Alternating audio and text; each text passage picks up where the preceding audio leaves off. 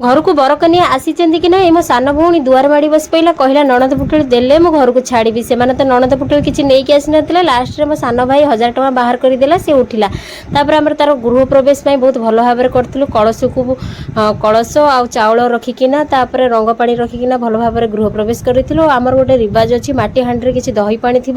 तादर किसी सुना जिनस पकाती और बेंग फेंग भी पकाती भाउज जो मैंने हेबे आम सब ये करूँ एटा को पुओ जी सी काढ़ और बहुत धीरे किना घोड़ेबा जो सुना जिनस बाहर से निजे लगेब